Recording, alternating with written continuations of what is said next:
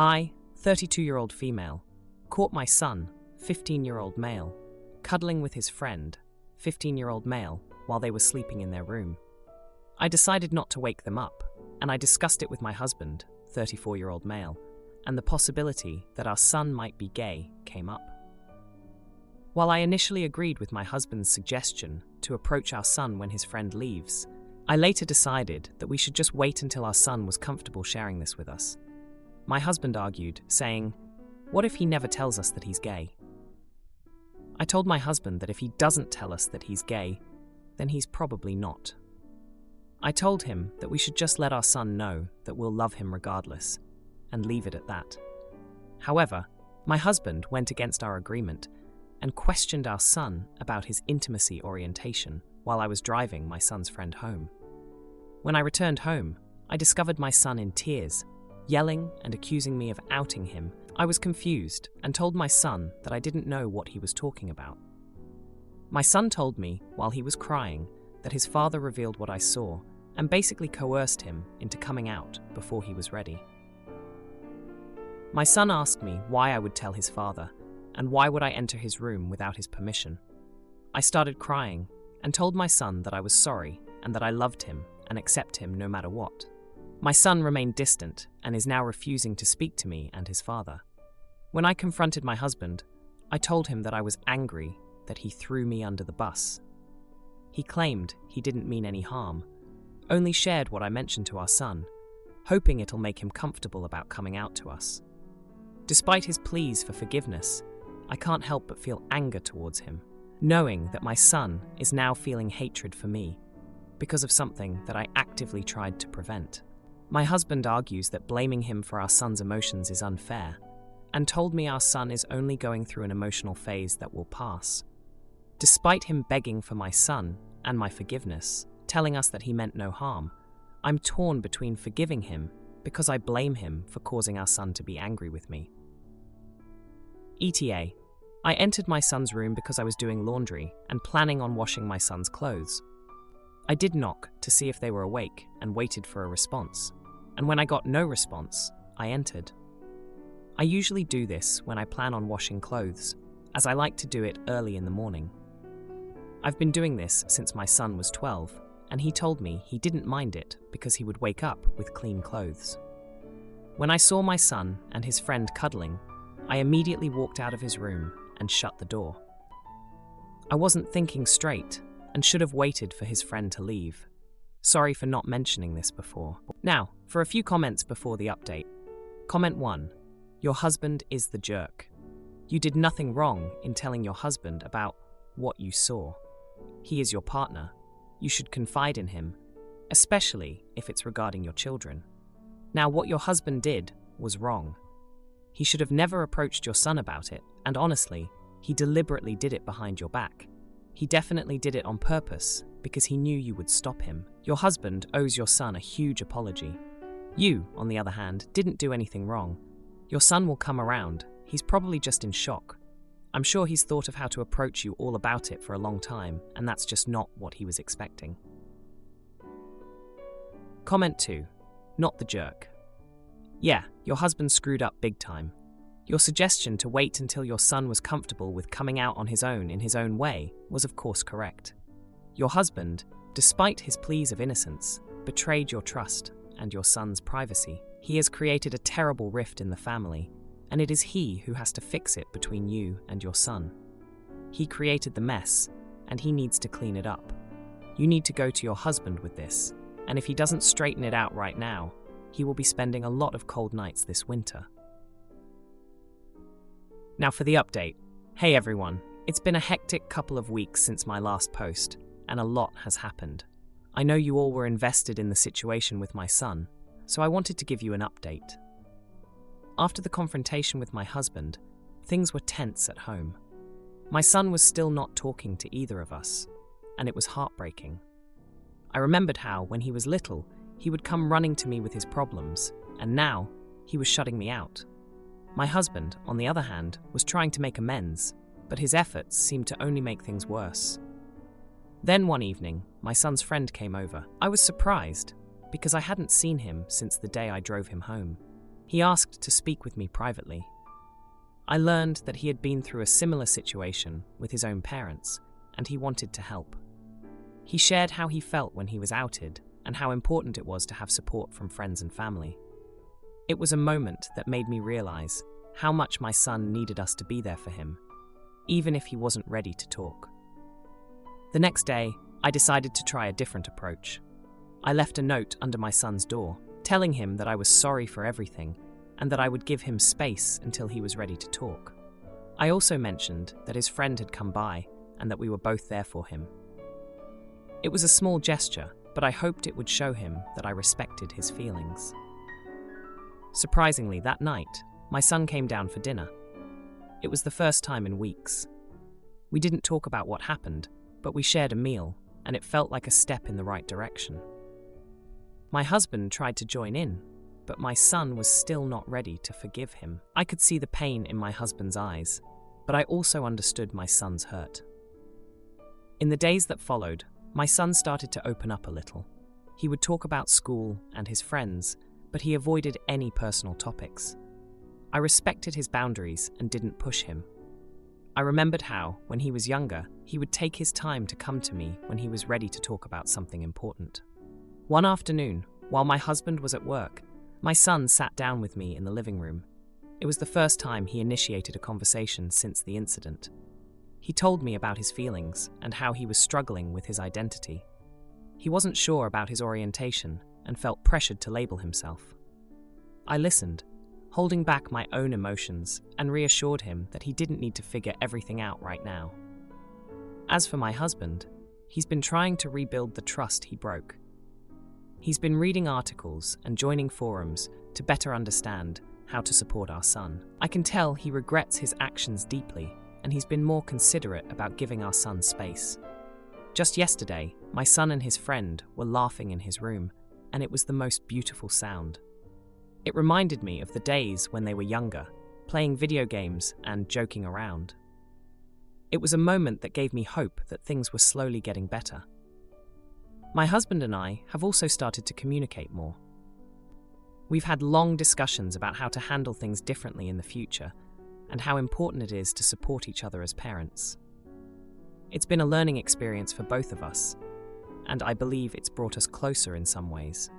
As for my son, he's still on his journey, and I'm learning to be patient and supportive. He hasn't fully forgiven his father yet, but I can see that they're both trying. It's not easy, but I'm hopeful that with time, our family will heal from this. I bought my nanny a house for raising me, and my dad demands I do the same for him.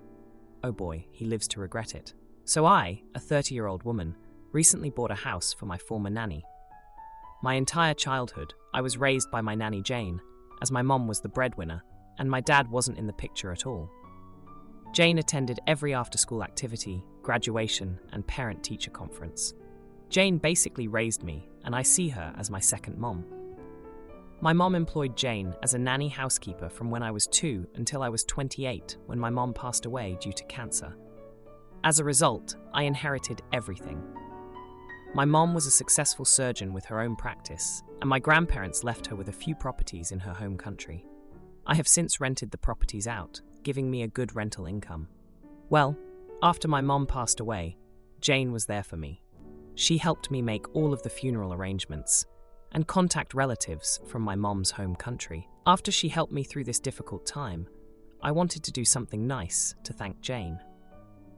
As a birthday gift, I surprised Jane with the deed to a 2-bedroom, 2-bath house in an area of the country she had always talked about wanting to retire at.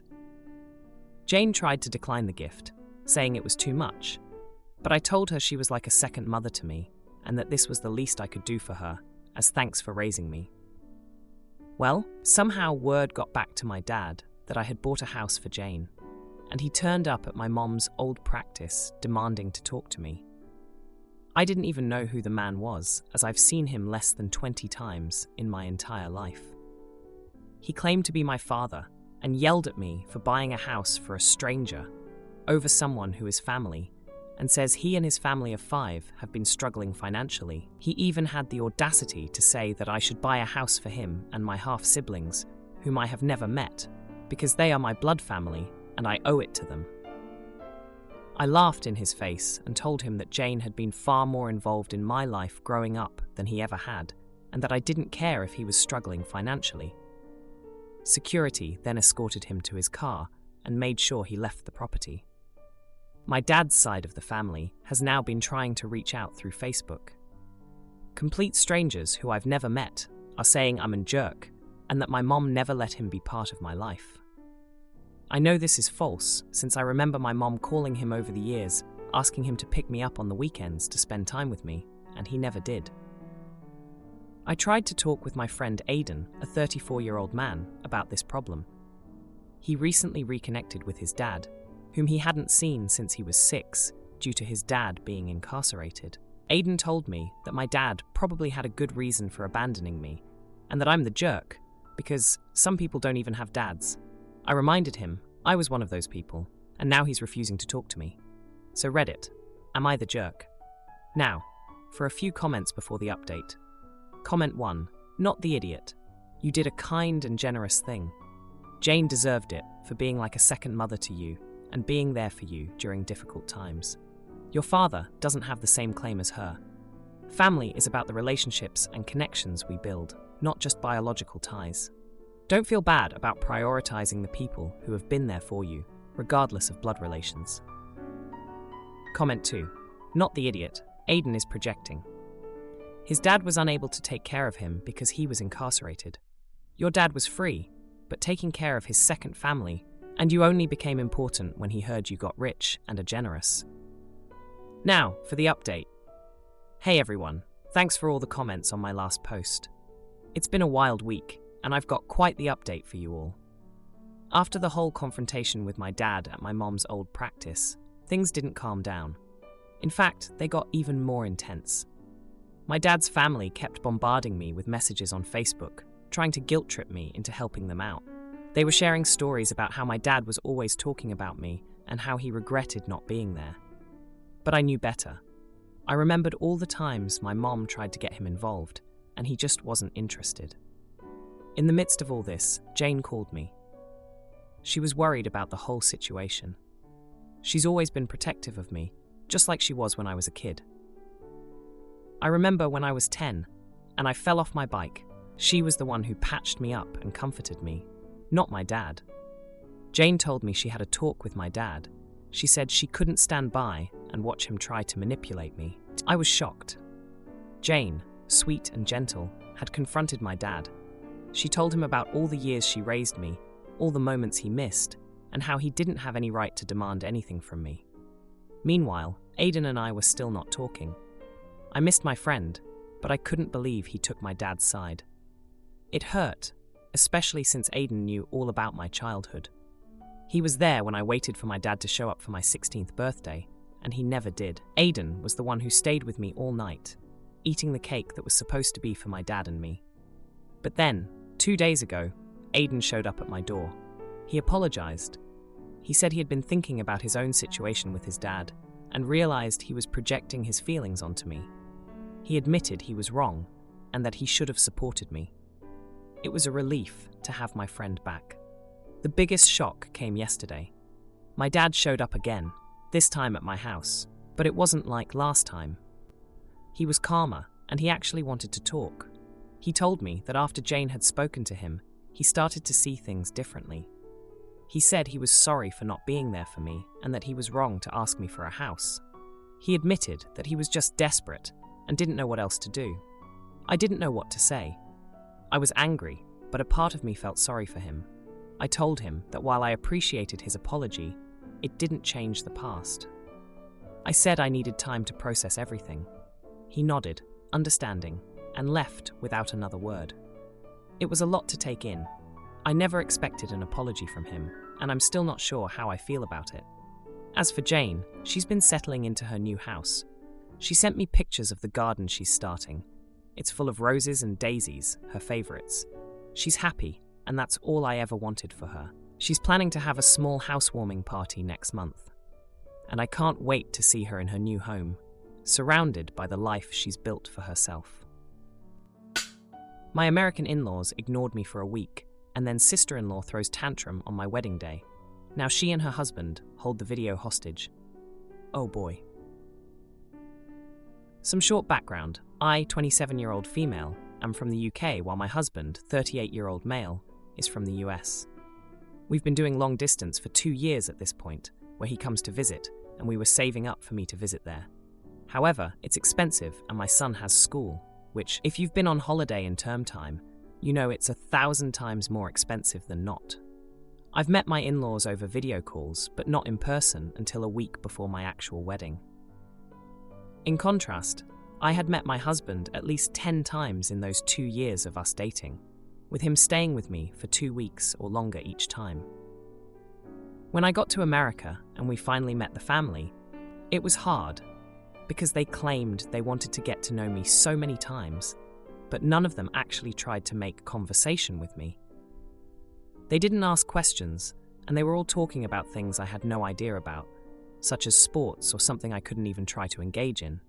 They kept claiming they wanted to get to know me, but every time I went outside for a breather from awkward social situations due to severe anxiety, they saw it as me being unable to get to know them.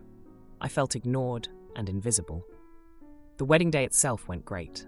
We got ready, got married, and started partying. However, it was the same situation as before. No one spoke to me.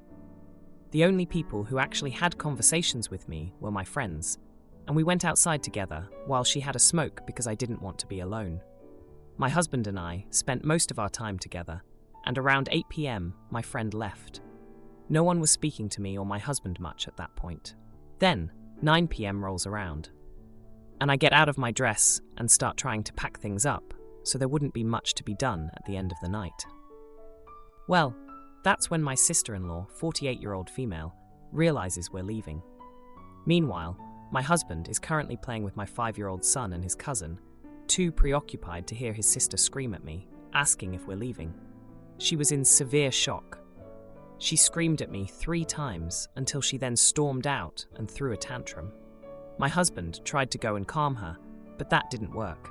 She continued crying when I let my husband know that the Uber is here and we have to go. I was exhausted and extremely annoyed at this point after being screamed at, and completely exhausted. I just wanted to leave. So I shouted to my husband that I'm leaving with or without him. I know it wasn't my brightest moment, but I was tired, especially with my body clock not changing either. We left, and now his sister is mad. Her husband is mad.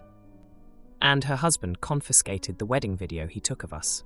He said we can't have it because I was immature for not staying a little longer when I saw my sister-in-law was upset.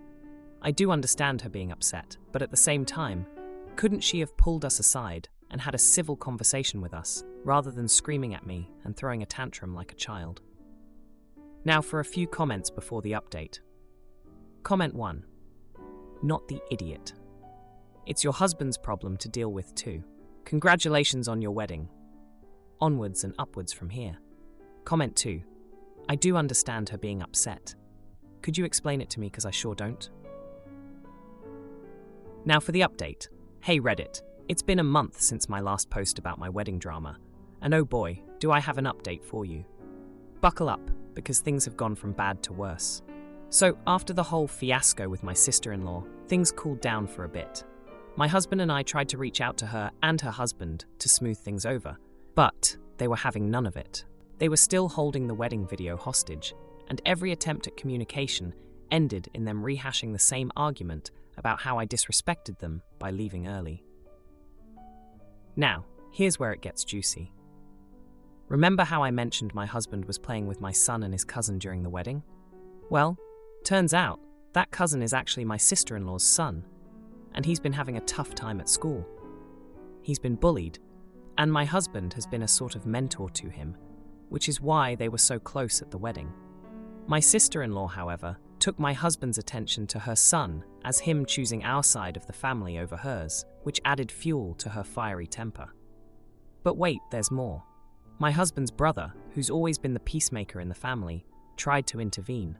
He suggested a family dinner, thinking it would help mend fences. So, we agreed, thinking it could be a fresh start. Big mistake. The dinner was a disaster from the start. My sister-in-law made passive-aggressive comments about my cooking, and her husband kept making snide remarks about British time management. I tried to keep my cool, but the tension was thick. Then, out of nowhere, my sister-in-law brought up the wedding video again, accusing me of being selfish and inconsiderate. That's when my husband lost it.